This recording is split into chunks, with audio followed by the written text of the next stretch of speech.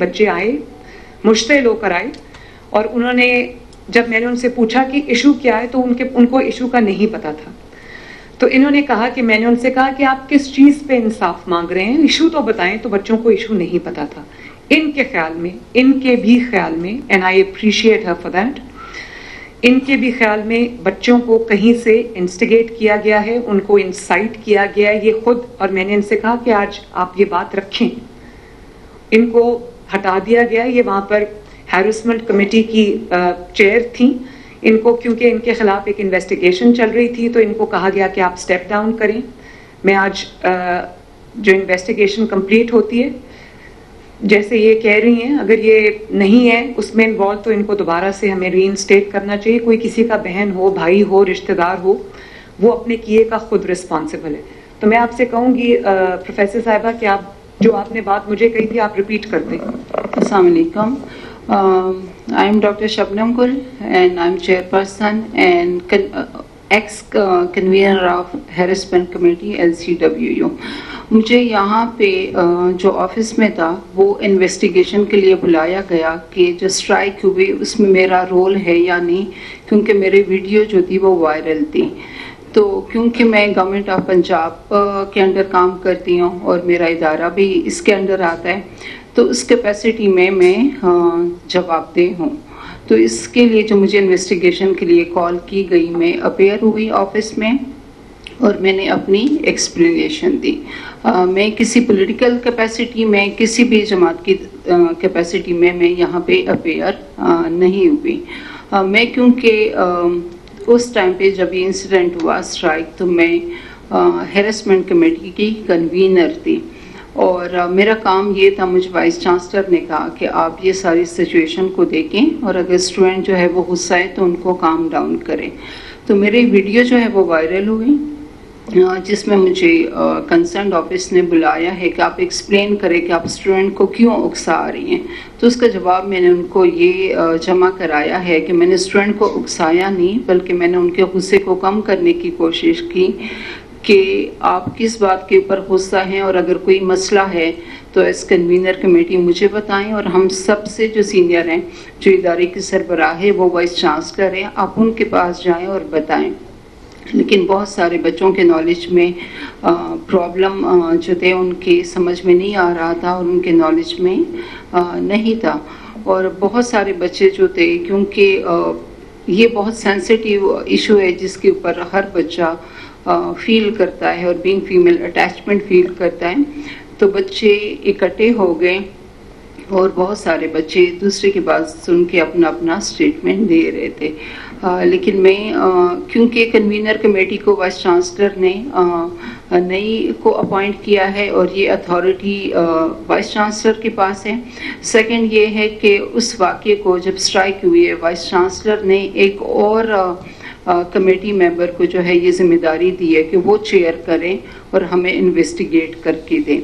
तो मैं अपनी पोजीशन जो है as convener committee at the moment मेरी नहीं है, क्योंकि मैं चेयर नहीं कर रही उस कमेटी को।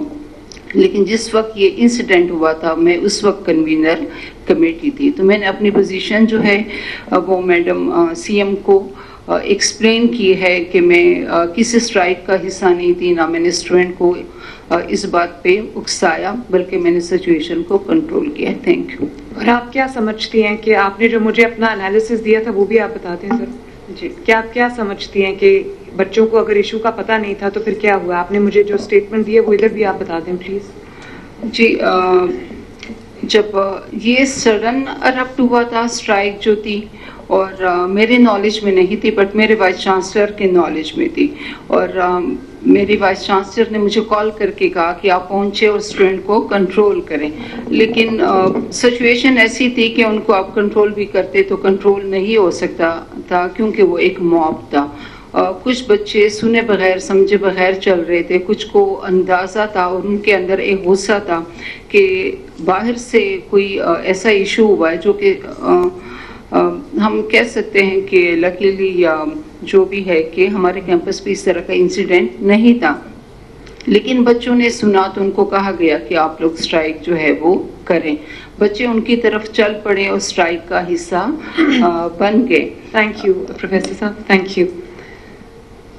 जो बात मैं करना चाह रही हूँ वो ये है कि अपनी डूबती हुई मरती हुई सियासत को रिवाइव करने के लिए कि आपकी सारे जो आप केपीके से हमलावर हुए हैं पंजाब के ऊपर, जो आपने मुल्क में अनरेस्ट पैदा करने की कोशिश की है, जो आपने मुल्क में घेराव जलाओ करने की साजिश की है, मैं सबसे पहले आवाम की शुक्रगुजार हूँ। पंजाब ने किसी भी कॉल पे उनको रिस्पॉन्ड नहीं किया।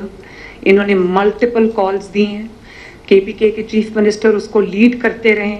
उन्होंने केपीके के चीफ ने, मैं बहुत बार ये मीडिया पे आके ये बात कह चुकी हूँ कि केपीके के चीफ मिनिस्टर ने सरकारी वसाइल, सूबे के वसाइल जो सूबे के अवाम का हक था, 1122 की गाड़ियाँ, एम्बुलेंसेस, फायर ब्रिगेड्स जो सूबे के अवाम के लिए, वो उससे लेस होकर खैबर पख्तूनख्वा से पंजाब पे और वफाक पर हमलावर हुए। और एक ऐसे अगली सीन्स जिनको पूरी दुनिया ने देखा कि वाटर कैनन्स चल रही हैं, आंसू टीयर गैसिंग हो रही है, यहाँ से भी हो रही है, वहाँ से भी हो रही है। मैंने कभी ये सीन्स पहले नहीं देखे कि एक सूबा पूरे साजो सामान के साथ, असले के साथ दूसरे सूबे पे, किसी दूसरे मुल्क पे नहीं, दूसरे सूबे पे हमलावर हो रहा है। तो अल्लाह ताला का शुक्र है कि उनको नाकामी का सामना करना पड़ा। और वो ये SCO जो हो रही है, ऐसे मौके पे वो इस चीज़ को हाईलाइट करना चाहते थे, मुल्क के हालात ख़राब करना चाहते थे। मैं मान ही नहीं सकती कि कोई सच्चा पाकिस्तानी हो, इस मुल्क से प्यार करने वाला मुहिब्बे वतन पाकिस्तानी हो और वो ये करे, वो चाहे उसका ताल्लुक किसी भी जमात से हो, जब वो मुल्क को ऊपर जाता देखता है, जब वो मुल्क की इकॉनमी बेहतर होते देखता है, जब वो अपने अवाम के हालात बेहतर होते देखता है, तो वो कहता है मैं थोड़ी देर इंतज़ार कर लूँ, पॉलिटिक्स कैन वेट, सियासत इंतज़ार कर सकती है, लेकिन मैं मुल्क की तरक्की के रास्ते में नहीं आऊँगा। मैं मुल्क की तरक्की के जो उसको ब्लॉक करने के लिए मैं सामने नहीं आऊँगा। I am sorry, I have to say that. ये लोग मुल्क दुश्मन भी हैं, लेकिन मुल्क दुश्मनी तो अब इनकी पहचानी गई है। मैं इनको दहशतगर्द जमात किसी वजह से कहती हूँ, किसी वजह के बगैर नहीं कहती। लेकिन अब जिस बच्ची का नाम लेकर उन्होंने ये पूरी एक स्पार्क करने की कोशिश की है अनरेस्ट, उस बच्ची की जो नुकसान हुआ है, उसके माँ बाप का जो नुकसान हुआ है, उसके घर वालों का जो नुकसान हुआ है, उनकी रेपुटेशन का जो नुकसान हुआ है, उसकी भरपाई कौन करेगा?